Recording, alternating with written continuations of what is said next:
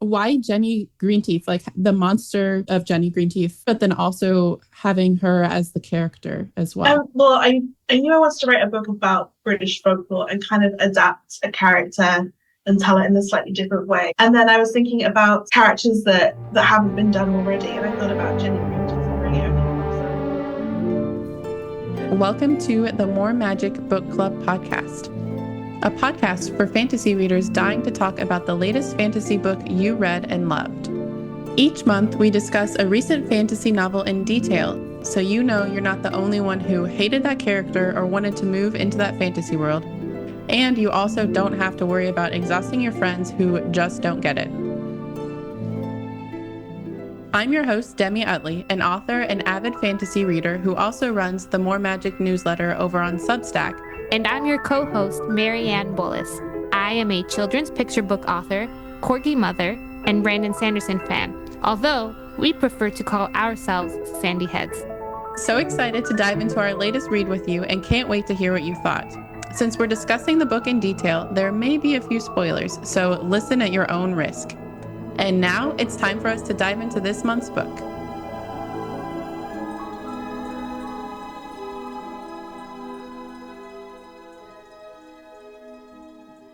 Hello, everyone. Today we have a very fun episode because we are discussing a truly unique book that is, in my opinion, everything that fantasy should be.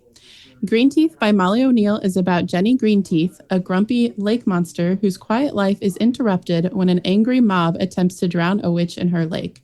Jenny is pulled into a grand adventure that brings her face to face with other characters from British folklore. This quest of found family provides a fun, enjoyable escape that you won't be able to put down. I personally read through the second half just so fast because I could not stop reading it. Greenteeth was also selected as Barnes & Noble's speculative fiction pick for March this year, 2025. And we are very fortunate because today the author, Molly O'Neill, is joining us. Welcome to the podcast, Molly. Hello, thanks, Demi. It's really nice to be here. Hi, Marianne. Thank you so much for joining. For everyone listening, I want to just kind of give a quick update on the structure for today. So we're doing things a little different since we have her here. Typically, we always talk about spoilers unless we have a themed episode, but today we're going to split this into two parts. So the first part, we're going to not go into spoilers. We're just going to talk about the book. If you're curious about reading it and what you can expect, we're going to talk about it in that sense. And then the second half, we are going to go into spoilers because especially for this book, I just have to talk. We have Molly here and we just have to talk about the end. So if you read the book, definitely listen to the second half because we're going to get to the parts that we know you want to talk about because you just have to talk about them with this book. So that's just an update on the structures. Okay, let's go ahead and just dive right into it. So we wanted to ask you, we were just talking, you're originally from the UK. So how did your personal background and just your experience in general inspire this story and its setting and sort of motivate you to create this tale? Yeah, so all the settings of this story are places I know very well and have lived in or spent a lot of time visiting in. And I think that really helped me write it. So the initial start of the story is set in the Cotswolds, which is where I grew up. And I think that really shows in the way I wrote it. I tried to instill that sense of place because I spent a lot of time growing up wandering around the hills, the Cotswolds, walking the dogs and finding little hidden pathways and climbing up trees and things like that.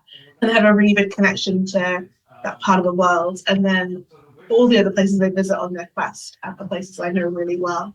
And so I was really inspired by the location and some of the lesser known folklore, because when you grow up in the UK, there's lots of history everywhere. So the village I was born into, which is called Compton Abdale, has all Roman remains in it.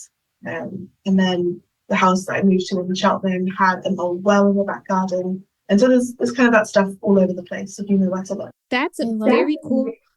Molly, where in the Cotswolds did you grow up? So I grew up in the south of the Cotswolds, in a town called Cheltenham, is where I had spent most of my youth. And right at the end of the book, there's a scene on Cleve Hill where they kind of are looking out over Cheltenham, or what would become Cheltenham. It's a tiny little village at the time. And that's somewhere I used to walk all the time with the dogs as a kid. Hill and Cleve Common. I love that. We were actually just talking about how that area, we were talking about Oxford, but I feel like England in general, and obviously Europe compared to the US, which is such a new country. It's so just inherently magical. Were you living there when you were writing the book, or had you already moved overseas at that point? No, I moved to Australia in 2019, and I was writing this in, I think, 2022. I started in April 22. But because of COVID, I hadn't been able to go back home for 3 or 4 years at that point. So I was kind of reimagining it through my memory. As I was writing the book, I was going through all the places that meant a lot to me and remembering what it was like and trying to picture it in my head. And so it was almost like therapy as well as writing a book. Yeah, like processing it. Have you been back? Well, I'm assuming you've been back now since you wrote it, because I feel like if you're writing this very fantastical story and then you go back, was part of you expecting, Jenny to just pop out of the water when you got home? Yeah, I went to visit my brother who lives in Guildford and went for a walk on the canal. And I was like, oh, Jenny would love this. Like there was lots of like trees against the water, and it was really beautiful. So I was thinking she would like that. Yeah. So I've only been back once, but I'm about to go back again. And I'm going to go back to Cornwall, where a lot of the early part of the book is set as well. So I'm excited about that. That is really exciting. So I've actually been to Cheltenham, Molly. Really? Yeah. I'm obsessed with the Cotswolds specifically for that, where history meets nature. And when you said you walked with your dogs through the hills, I could imagine it, because my husband and I did that trip where we walked from village to village, starting in Cheltenham and then ending, I think, in Burton on the Water. So it was like 30 miles or something like that in 3 days. But I remember we walked through this huge sprawling field that was littered with what they called the Roman trash and Paleolithic trash, like actual like 5,000-year-old arrowheads just on the floor that you just have to kind of dig through the flowers to get. They're right there. So I actually have some they're like my most prized possessions. I have some in my closet. So it's such an honor to meet someone from the place of J.R.R. Tolkien, the Cotswolds. Yeah, I always describe it to people as being like the Shire. It's very kind of beautiful, very green, rolling hill, lots of farmland. So yeah, it's exactly what I'm talking about then. Yeah, even right down. Actually, it's so funny you brought up the Shire. My husband and I were walking through a hill with sheep, which is where I discovered that I love sheep and fear cows. Was where I is a great important discovery for me. But my husband and I were like, why does it feel like we are in the Shire? What is going on? And we Googled it, and it turns out that J.R.R. Tolkien is actually from the Cotswolds, and he based the Shire off of the Cotswolds. And the whole book is about, the Lord of the Rings is about him having to leave the comfort of his beautiful, cozy, idyllic home to go fight in the World War. And it totally reshaped how I thought about Lord of the Rings too, because I feel like I understood J.R.R. Tolkien a little bit more too after that trip. That's interesting. I didn't know that. I knew that the Shire was inspired by the region, but I didn't realize that his experience with the war impacted that. That's so interesting. Well, it must be a place that just inspires kind of quests, because that's the same for this book as well. Is this that was a theme, which we'll talk about more in the spoilers half, but that definitely feels like a bit of a theme for this book as well, of leaving the place where you're comfortable and going off on an adventure in a way to protect your homeland in a similar way to what you were just saying. So we won't go into too much of that because I don't want to give any spoilers right now, but I would love to hear why Jenny Greenteeth, like the monster of Jenny Greenteeth, but then also having her as the character as well. Well, I knew I wanted to write a book about British folklore and kind of adapt a character and tell it in a slightly different way. And then I was thinking about characters that haven't been done already. And I thought about Jenny Greenteeth, who really only pops up in a handful of books. Like she makes a very brief appearance in Terry Pratchett's The Wee Free Man, which is one of my favorites. And I just really like the idea of a character who's such a nothing burger in most fiction, who's kind of a very minor villain to be quickly dispatched and sent on their way. And I just thought that was a really interesting idea to play with. Is Jenny Greenteeth like an old mythological character? Because I hadn't encountered this type of, I guess, I don't want to say a creature because that's kind of dehumanizing her, but then it's like, but she is a monster, so I don't know exactly how to describe her, but this being before, is it like an old British folklore thing or something that's a little more modern?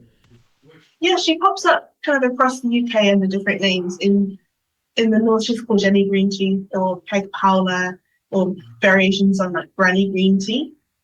You know how kind of a lot of these folklore creatures are more at least packaged as storytales so that children take them more seriously. So kind of the point of Jenny Greenteeth is to stay away from still waters, not to the bottom of, so children won't fall in and drown. But you can't tell children that because they don't care. So you have to say like, stay away from the pond or Jenny Greenteeth will get you. So she really has no story attached with her other than she'll eat kids and she kind of lurks in waters you can't really see through. And that made that she was a really blank slate for me to play with. And I like the idea of keeping her kind of grim and still capable of eating children in a way. That's so interesting. Is Jenny Greenteeth? Because again, I don't know, Marianne, have you heard of Jenny? Have you heard this character before? Never. Yeah. I thought it was something like, yeah. Yeah. Is that something that you grew up in as a kid? Like where kind of everyone, you know, has heard of Jenny Greenteeth? Or is that... No, I don't think I had heard of her. I think I came across her for the first time in Pratchett. Okay. Yeah. But those sorts of creatures are kind of all over the place in the UK. Like there's very localized legends. In the way that we have a lot of local accents, there's lots of very small niche legends that if you walk 30 miles away, you're like, wait, they believe that over there? That's crazy. Those lunatics. We believe something much more sensible.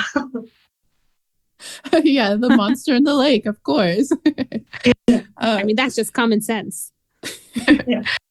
Yeah, that's so interesting. I really like Jenny as the character, and I was a little hesitant to pick up the book because I was like, oh, something from the perspective of a lake monster sounds gruesome. I don't know if I want to read that.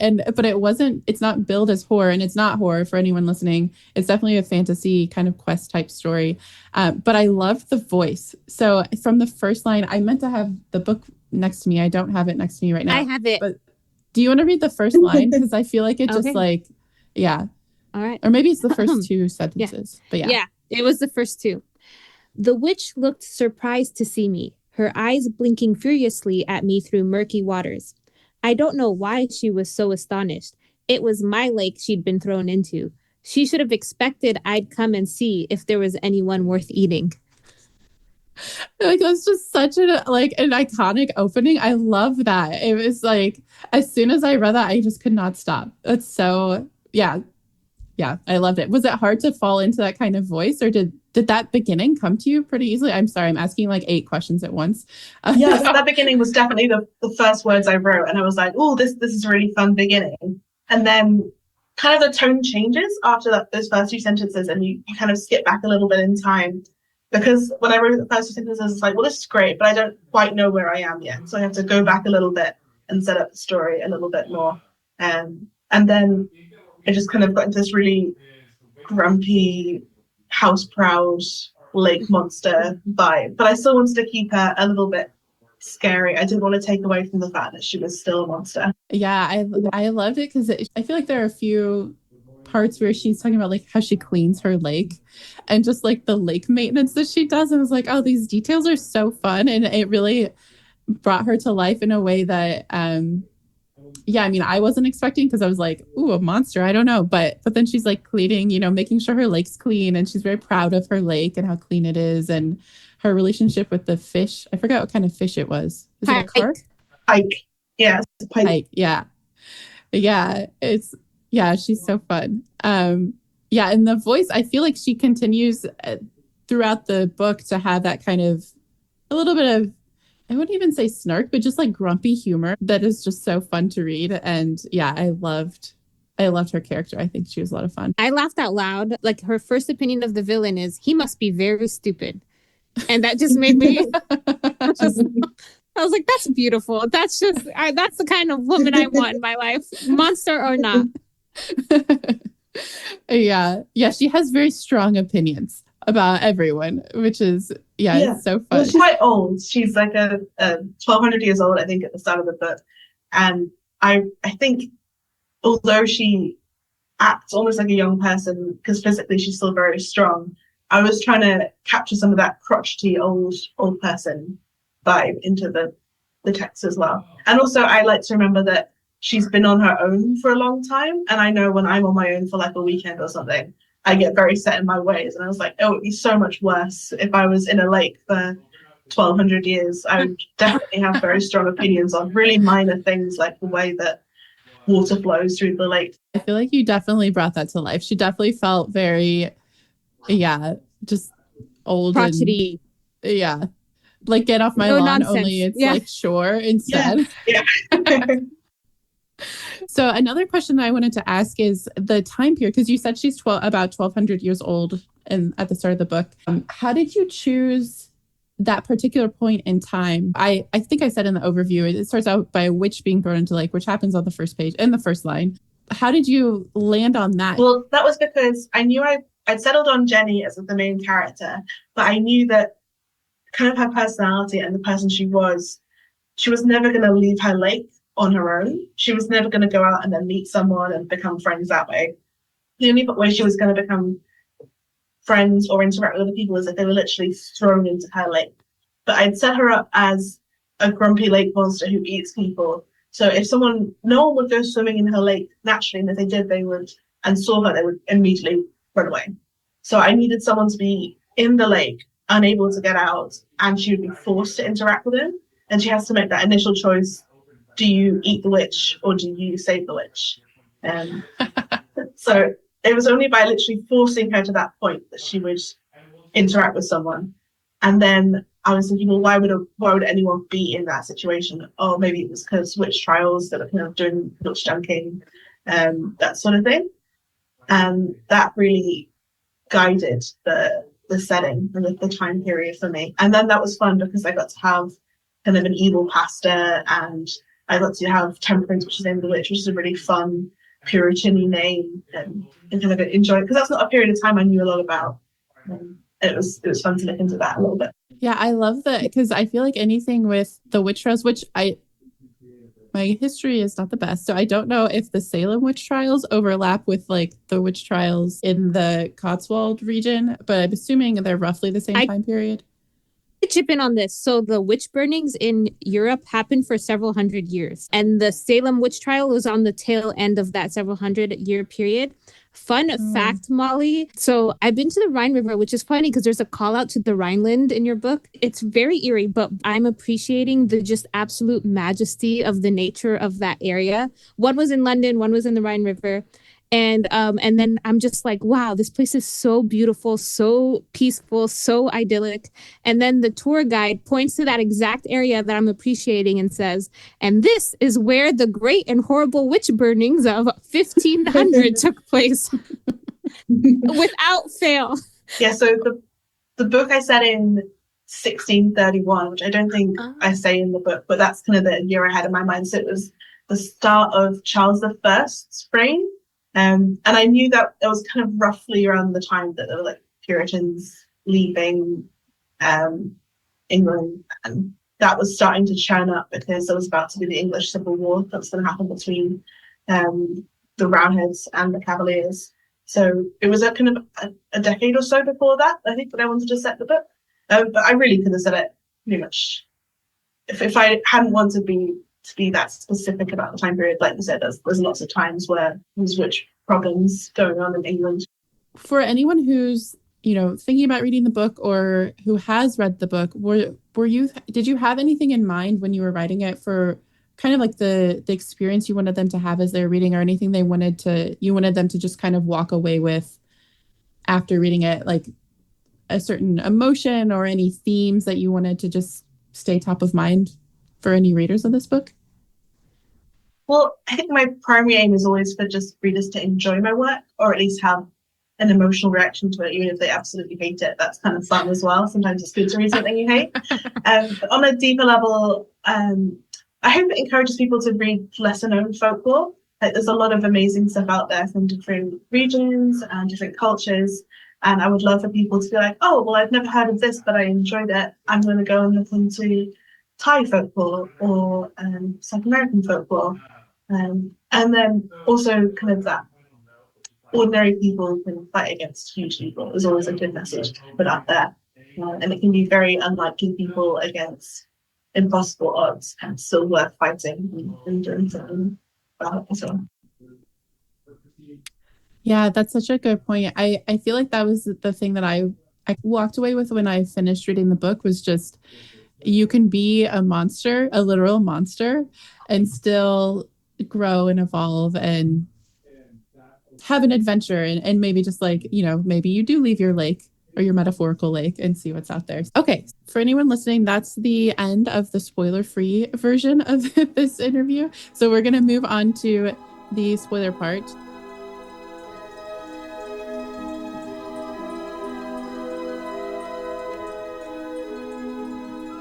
Hello, everyone. So we are continuing our discussion with Molly O'Neill about Greenteeth, and now we're talking about spoilers. So if you've not read the book, do not listen to this, because in my opinion, it will make it less fun. But if you like to live a thrilling life, I guess go ahead and listen to this episode, because it's going to be a fun discussion.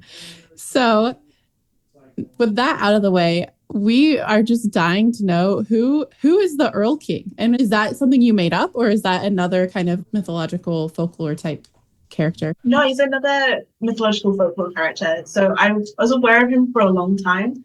I just thought it was such a great name.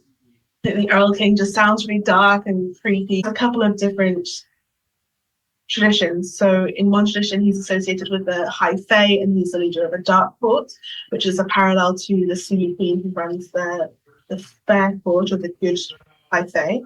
And then there's a tradition that comes out of Germany and the Black Forest, where he's associated with snatching up people who wander into the forest and never giving them back. And then if you go back even further, he's associated with the Nomadic steppes, kind of the Mongols and the Huns. And in that tradition, he has several daughters, and they're kind of a dark pantheon.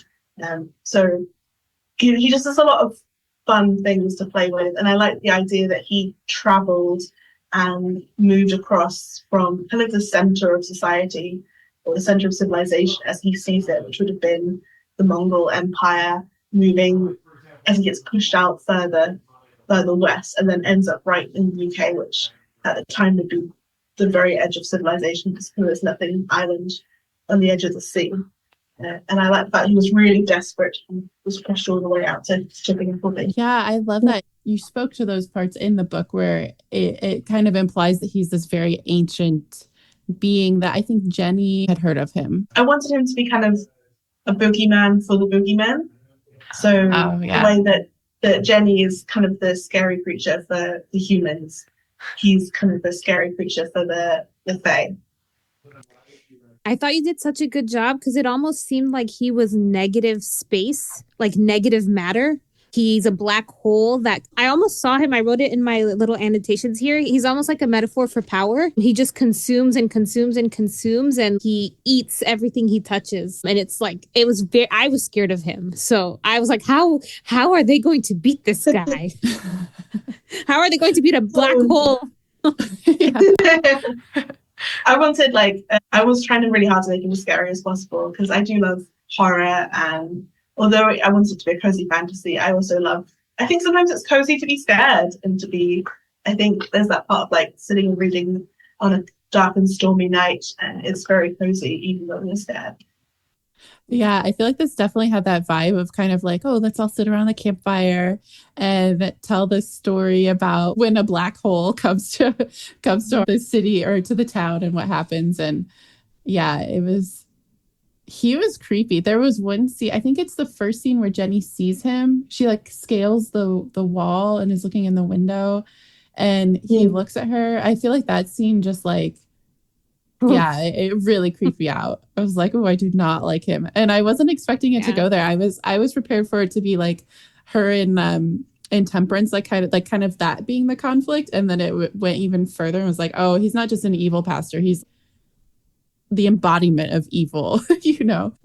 And I love that you used smell, which is something that it might be a little bit underutilized. But when I think of the Earl King, I think of putrefaction. I think of the rotting quality. I feel like you made it come through so strongly that I was disgusted when he scratched Temperance's hands, that I was almost relieved that Jenny Greenteeth cut off her hand. That's how disgusted I was by his touch. So great job from a fan. Oh, I'm so pleased. That's so funny. I was not glad that her hand was cut off. So, Well, I'm a bit of a germaphobe, so I would, just like, take the arm. I don't need it. I didn't even think about that though. I would be like, well, let's just get some soap instead of having to remove an actual limb to get rid of it. In 200 years too early. But he should have That's come in the true. 19th century. Then we would have seen soap versus the Earl King. Just kidding.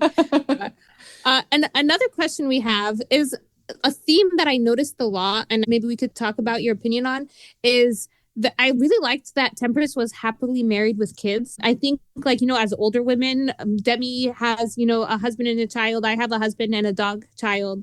Like, we don't want... It's nice to see this 16-year-old heroine, but it's really nice to see a mother fight for her family. It's very refreshing. And I felt like there was this theme. I wrote it down from the book, a great act of romance or the ordinary actions of any mother. What are your thoughts? Yeah, I definitely wanted to play with that because I think often in these books, the ending is they get married and they have children and they live happily ever after. They never have any more adventures. And it definitely can feel sometimes like, oh, once that happens, that's the end of your life and you're no longer something worth writing about. And I wanted to play with that. And I like the idea of Temperance having this kind of huge, wonderful romance that just happens off page. And that her and her husband are very happy, very in love. And that she's never insecure in that it's kind of a rock that allows her to go and do things. And she is doing, I think, a lot of her things for her children. Even though I think she would be devastated without her husband, she kind of trusts him and she's never worried about leaving her kids with him. She's like, oh, well, he'll just parent like a parent will, like, even though it will be hard. Yeah, so that's kind of what I wanted to play with. And I do think that kind of the ordinary actions of any mother, I think lots of mothers would go off and do hugely sacrificial things, as they do all the time. And I think it's a huge... I think all the work that mothers do and that parents do every day is just as heroic as going off and slaying the dragon. And I kind of wanted to pay tribute to that in a way. Hear, hear. Yeah, thinking about the witch trials too, I loved that you had Temperance who is a mother and she is a witch and she's very powerful. So it's this time period where they're just trying to take away all of, women's power and autonomy and if you are powerful, I mean, she's literally thrown into a lake in the very beginning, but just showing that determination and kind of I really liked her character because it was definitely, I felt nothing would hold her down. Like she was gonna figure this out with or without Jenny. She was gonna like protect her family. And yeah, I think it really honored motherhood because I feel like for me as a mother, that's kind of how I feel. Like I'm like, I will like burn everything down to protect you. And she like has that energy. I was like, okay, yeah, I get it. I see it. I understand, which is very different from Jenny's like grumpiness, like I don't want to do anything, like just go away, know. And so they have this like nice kind of back and forth, which is a bigger part later in the book when Jenny's I'm blanking on the creature when she's in the other lake. Yeah, when she's there and she like they're kind of having their little fight. It's interesting to see that kind of contradiction play out between them because Jenny talks about her daughter throughout the book too, and then you realize that she had died, I think, was it a couple hundred years before? I don't remember the timeline. He specified it, but it was, I think, probably about 100 to 50 years ago. Yeah. She's still very much in the denial stage of it all. Yeah, I wonder, well, I mean, you wrote it, but for the characters, like in my mind, I'm like, maybe that's why she doesn't, like, she's so grumpy at Temperance because she's like, actively trying to deny that happened, and then she's faced with a mother who has young kids who she's trying to protect, and there's this like reckoning that she has to do with that as well. I think she likes Temperance like initially because she thinks she looks so much like her daughter, and then I think she sees a little bit of herself in Temperance and like a mother who would do anything to protect her children, but she's pretty deep in denial about the whole thing. Like she's definitely still saying to herself, oh, she still lives around the corner. I haven't seen her for a while, but I could see her anytime I wanted. And that's kind of the core of the conflict with Brachus as well, because they're old friends, as you kind of find out throughout the book. And Brachus was the one who told her that her daughter had died. And she's just like, well, I never want to see you again. This didn't happen. Go away. I thought the scene, the unicorn scene, was incredibly powerful for that reason. I think that was a plot twist of its own, that the realization that her daughter Jenny had passed away. And I also think it was a really deep message that you gave, because I always think, people always say, like, Temperance said, I'll kill anything for I'll do anything for my children, even slay a sweet, beautiful, sweet little unicorn. And I thought it was a really powerful scene when Jenny didn't let her happen. And I think it's just a strong statement about, like, the best version of motherhood is the one where she sees everyone as her child. And I thought that, like, Jenny, the character, was so interesting to me, because she's like, at the end of the book, I was like, I want to be Jenny. Like, she has such a strong character. Like, she is so strongly herself, and who she is so good that I was like, that is a lady that I could, like, maybe not the eating the maggoty fish piece, but but she just has such strong character, and I love that about her. Yeah, I was trying to say with that, like, it would still have worked if they'd killed the unicorn and taken the horn by force. Like, they would still have deleted the arcane, but it would have damaged them all a little bit. And it was just better to yeah, like you say, like, to be respectful of everyone. And not take those things by violence, because that way the Alking would have won in a little way. Yeah, thank you for doing that. I don't see that type of idea, like playing with that idea, often on the screen, unless you know of any books or movies. Let me know. But I just thought, like, it was really again, a lot of this book was really refreshing, really different than what I'm used to seeing. Yeah, I feel the same way. There were, like, so many moments, especially the unicorn part, where you think it's going to go. You're like, well, Temperance is going to do it, of course. And even in the moment, I'm thinking that, and I'm horrified, because I think she's doing it, right? And Jenny, like, grabs she's her. ready to go. Yeah. And so it's like, and you're like, oh, don't do it. And then Jenny stops you, and you're like relieved. And then when they come back and the other unicorn, dies to, like, give them the horn, it was so powerful. And I feel like this book, because Jenny's, just described as a monster, and I feel like this book does a good job of kind of honoring all creatures, like what Marianne was saying, because we have, the dog, and we have different beings throughout the story. And I just, like, finished this, and I just felt so, like, warm. I don't know, at peace with the world. Everything will be okay. Yeah, like the exact opposite of the Earl King, where everything's, like, being consumed and bad. I was like, yeah, we're all connected, and everything can be beautiful, and, like, monsters can grow, and, like, there are all these different creatures, and you don't have to, kill the unicorn to achieve what you want and to protect your community and your families. I did want to ask so we had the 3 challenges, which this is, like, such a classic Quest type of story. How did you select the challenges? Was that also inspired by, other tales that we have missed that you'd heard, or did you create those purely like, oh, I would have something with a unicorn, so we're going to add a unicorn here? Well, when I started off drafting the books, I do my drafts kind of in Excel. So I have, like, this chapter, this will happen. I'd only had one quest, which was getting the poison from the boar in the silver cone. And then I was like, I'm having so much fun writing this. I'm not ready to be done. And to be, like, kind of turning for home at that point, I was like, I'm going to throw some more chapters in there. So I added another few challenges. And I was like, also, it needs to be a little bit long. It's going to be too short at the moment. So I was like, well, where do I want to go in my head? And I was like, well, Wales, obviously, and then Scotland. So that kind of evens it out nicely. I've got the 3 countries of Britain. I know Northern Ireland's another country, but that's in the UK and part of Britain.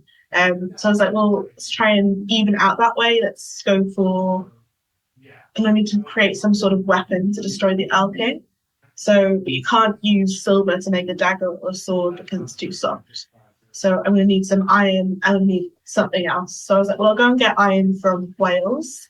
And then I like the idea of having kind of meteorite star iron. And then from Scotland, unicorns, the national animal of Scotland, for some insane reason. So I was like, well, unicorns in Scotland sound fun. We'll go and get a unicorn horn there as well. And then I really only had very rough ideas. I was like, they'll go to Wales and get some iron, and then I'll go to Scotland and get a unicorn. So when I was starting to write the chapter, I was like, I have no idea, but somehow they end up having got this thing. And even with unicorns, I was like, well, I think she is probably going to kill it. And then I was like, oh no, she didn't do it. But she still needs to get it. What are we going to do? So I was kind of discovering it as I was writing. Yeah, you like wrote yourself into a corner and you're like, oh no, they need the horn, but I can't do this. Like, yeah, I loved it. Well, I feel like the description of the scenery, the one when they get to the unicorn, they get to the shore, the way you described the scene, it was just so visual and so immersive. And yeah, and the unicorns themselves, I don't know. I loved, the writing, just your prose itself and the way you're describing things. This book is just so immersive and so fun. And the challenges, I'm glad there were 3 challenges. So I'm glad you added them in because it was so fun to just experience them. And I don't know if you ever saw the movie Shrek. I was telling Marianne that this reminded me of like British Shrek in my mind, because it's like they go on like a quest and like there are fun sidekicks and there's this monster, and I was like, how do I, because I didn't want to tell people, I like told so many people to read this book, and I was like, how do I tell them to read it without saying, hey, if you like King Arthur, you're gonna like this, because I feel like that would kind of spoil it. So I just started saying it's like Shrek but with British folklore, and people were like, okay, I'll read it. And I was like, I feel like that's pretty true. That's how it feels in my mind. So hopefully that's not offensive and you like Shrek, but But Molly, when I was going through, I was looking at my annotations after I finished the book, and I realized for the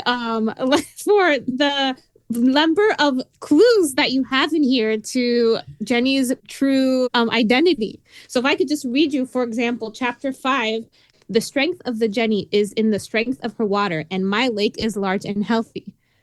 And that's ironic because that's not why she's strong, right? She's strong because her lake is at the seat of power, right? Yeah. So I thought, can you tell me, I always am very amazed by how authors do this, like the crumbs that they leave, because it feels so rewarding as the reader to pick up those crumbs. What was that process of foreshadowing was like? What was it like? Did you put them in after you finished the book or during or before? How does it work for you?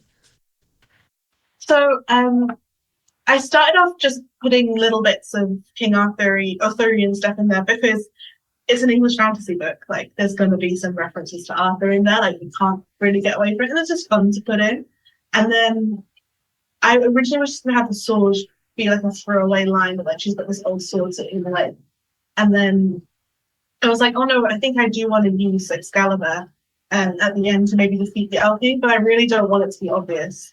Or like it kind of be like an Easter egg, people spoke out it. So I was throwing in like she had the sword with her, and then she never gets cut when she's wearing the sword, like she never bleeds. Because if you're carrying the sword or in the sword in the scabbard, the mythology is that you'll never get cut. So a couple of times people are like, this doesn't make any sense. How do you catch that sword in your hands when she's fighting the soldiers and your hands are fine? And even when she breaks her ankle, she doesn't break the skin. So I was really enjoying putting that in there. And then catch that. Your mind just blew again. And then I also knew like I had to get the swords into the lake so that they wouldn't take it into the village. Or like so that she couldn't take. So Jenny couldn't be the one to take the sword down into the crystal cave, so I had to get it in that way through Temperance. And then when I finally realized she was the Lady of the Lake, I was like, well, I don't want her to have been the original Lady of the Lake. I want her to kind of, that be part of her ending, that she takes on this responsibility of being like, I'm gonna, going forward, take that role as the Lady in the Lake. So yeah, it was really fun to do. I love doing little Easter eggs and things like that. I feel like I just got I literally just got chills. Like hearing you describe this, because I remember when I was reading it, because it's in one of the first scenes when you first mentioned the sword, and I was like, the way it was described, my mind was like, oh, it's Excalibur, but then completely like stopped thinking that. I was like, maybe it is, and then or like it was like some hint towards that, and then it like just left my mind. And then there's like another scene where she's with the like at the Knights of the Round Table. There's like some like flashback type thing, and I thought it again, and then still by the time I reached the end, I was still like, oh my God, she's the Lady of the Lake, and it's this Excalibur. Like what? And it was just so good. I've been dying for Marianne to finish this because I was like, I have to talk to someone about this. I just could not get over it. It was like, yeah, it was so well done. And then you like think about it, yeah, and then of course you're like, well, of course it was. But then as you're reading it, you just, yeah, it was so good. I loved it. I was tricky because I knew I wanted Excalibur to be important at the end, but I still wanted the journey that they go on to produce the main dagger that originally kills or like displaces the Earl King. So that was kind of tricky because I didn't want it to be like, oh, we had this sword the whole time. It was all a waste of time. But luckily, we made some friends. So I did kind of drop in the scenes at the fairy court that Excalibur would have worked. Like that would properly destroy the Earl King forever. But the unicorn silver iron dagger would also kind of kill him as a one-off. And so yeah, it was tricky to try and balance that. So this is just like so good because I don't know if the marketing materials, does it say it's related to King Arthur? I didn't know going in. I had no idea that there was like the Arthurian influences. And so yeah, I've been very careful to not tell anyone because that moment when you realize it was like just, yeah, it was so fun. But I did want to ask you because I was an English major and we had to take, British literature courses, and we read Sir Gawain and the Green Knight. I don't know if you've read that, but it's because it's an older story we had to read for English class. But it is like a King Arthur quest thing. And I hadn't thought about that pretty much since I read it in college, like a decade ago. And then I read this book. And as soon as I finished it, I was like, reading Greenteeth felt so much like reading that. And it was written, hundreds of years ago. And I was like, man, you like pull that off so well. It really speaks to your skill as a writer to be able to bring that experience to the forefront for me as a reader, to just like feel like I'm reading this like kind of classic piece of literature for such a modern story, and also set like I mean the language is obviously different. It doesn't feel like you're reading Beowulf or something, for example, but it like the actual experience of going on the quest and everything, it had, again, I'm from the US, I'm not British, so I don't know, but to me it had that feel of like kind of like being immersed in that folklore. And yeah, it was just so good. I finished, I was like, man, she's a really good writer, because like being able to do that with like this like book that came out in 2025, yeah, it was so good. I love this story so much. I think a lot of it just comes from growing up in those influences, and I think I've read pretty much every Arthurian legend in one form or another, and I read a series of books called Arthur at the Crossing Places when I grew up, which was about a kid growing up in medieval England and seeing the story of King Arthur through like a seeing stone, and I really like the way that that author Kevin Crossley Holland interwove kind of a reality and then like mythology, and that always really stayed with me. And so yeah, I think it's very much as part of the fabric of growing up in the UK, especially growing up in the West Country where there's Glastonbury and Tintagel and Cornwall. That always felt kind of real to me, even though I knew it wasn't real. So it felt as natural as just like describing the countryside. It's like, oh, well, of course, it's got to be some Arthurian legends. I need to brush up on my Arthurian legends, because if my childhood was a king in Sir Arthur's court, or a kid in King Arthur's court, and then I think there's the Sword in the Stone, and I think that's about it for me. So at the very least, I could probably start watching Merlin, which I think is but this definitely stoked my interest. So someone who doesn't come from, who knows very little, like I said, of Arthurian legends, this actually stoked my interest in Arthurian legends. So I'm excited. I'm probably going to start doing some Googling after this and seeing how much of the lore I can get into. Yeah, there's lots of good books. Yeah, if you have any that you'd recommend, that would be great. But also, is this an area where like, do you think you'll write more that have Arthurian legends? Because then you could just recommend, whatever book you're working on now if you're working on one. Yeah. At the moment, I'm not doing any more Arthurian stuff. Yeah, because the next book I'm writing is set kind of in Roman Britain. And then, so that's coming out in February. And then I'm also writing a book set in Anglo-Saxon Britain, which I don't think will have Arthurian. So I haven't got any more Arthurian on my immediate to-do list. But I'd shout out Legendborn, which is really I've heard of that. I think it's probably YA, Arthurian spin on the Arthurian myths. And also the Arthur books by Kevin. I'll have to check those out. I'm super excited for your Roman Britain book. I can't wait to read it.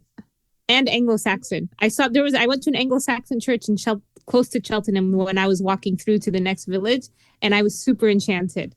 So I am excited to read both. Both are interesting periods of time. Yeah, so the Roman Britain one is coming out in February, and that's the last one that's like confirmed. And then the Anglo-Saxon one I'm currently just writing for fun. And I've also got kind of a Regency one that I'm writing for fun. I didn't know you had a book coming out February 2026. Yeah. Oh my gosh. Well, yeah, we're going to have to put that on our list. We're going to be in line the midnight before.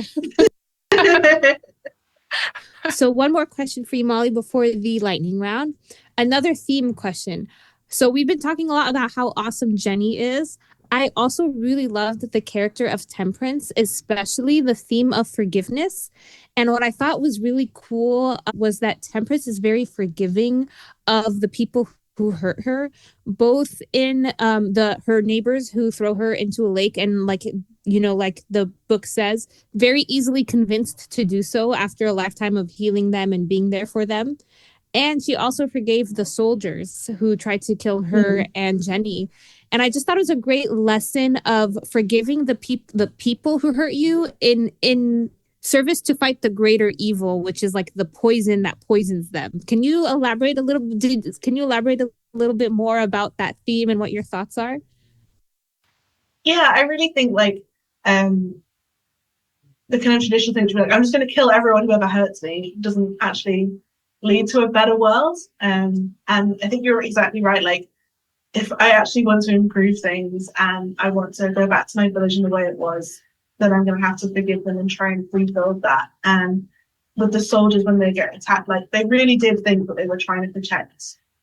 Like they were right from the start, they were like, okay, you get behind us, we'll kill the monster. And in any other story, that would be the correct heroic thing to do. And so in their story, they're the heroes. And although we know that they're not, and hopefully there's kind of a lesson there about judging like from appearances, I think Temperance sees that the inherent, the underlying cause is not necessarily evil, and is just going to approve their actions if that's what she does. She just kills them or she just leaves them to die.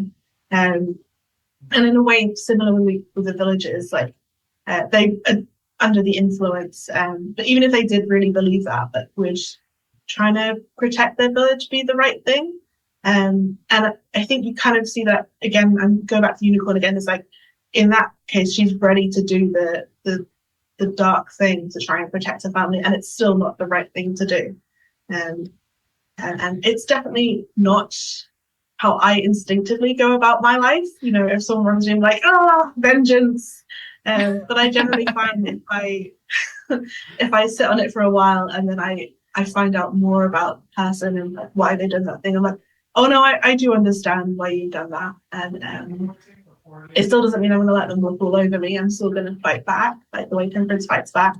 But I'm going to try and move towards a more forgiving place. I think that's such a powerful lesson for us to take home, because like you're totally right. My instinct is to survive, really.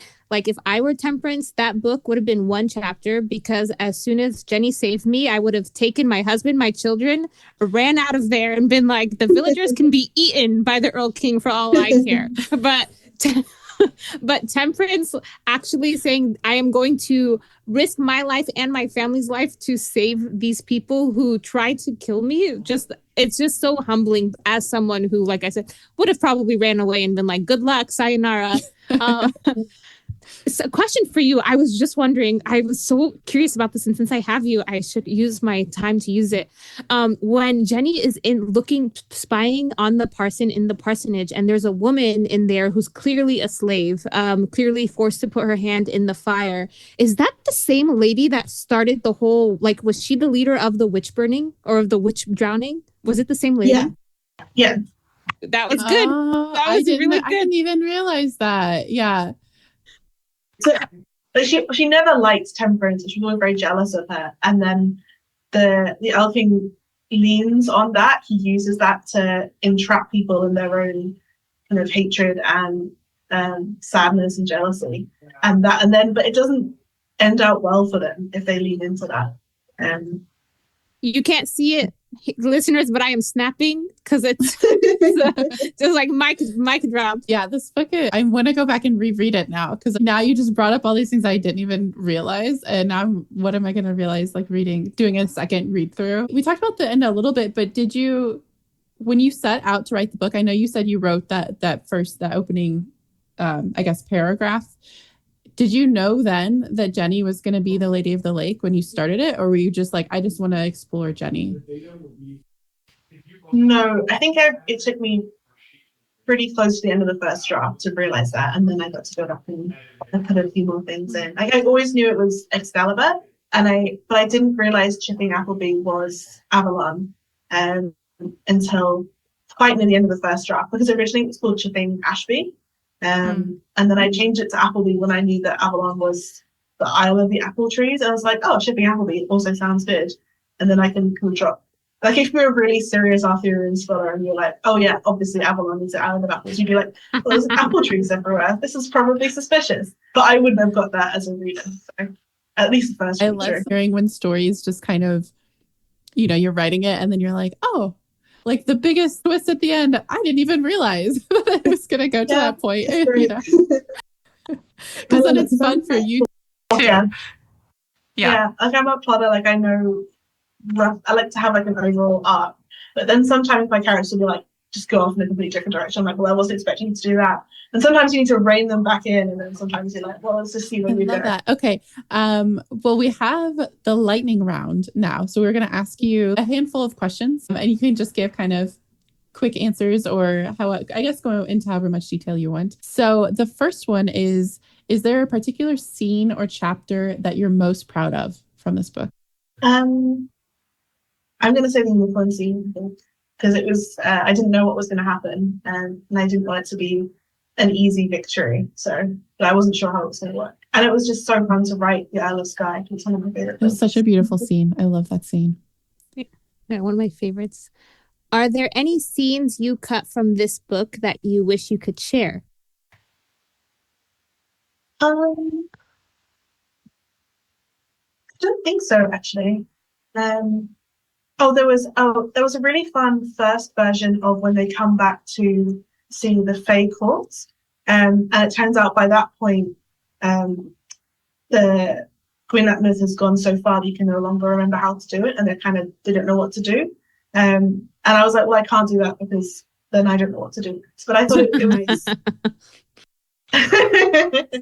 like originally it was, I was like, or like he was able to do the dagger creation and then kind of passed on, and I decided against that in the end. But I really like the theme of things passing on, but it just didn't make sense. Is there a song that embodies this book in your mind, or anything that you listened to while you were writing it?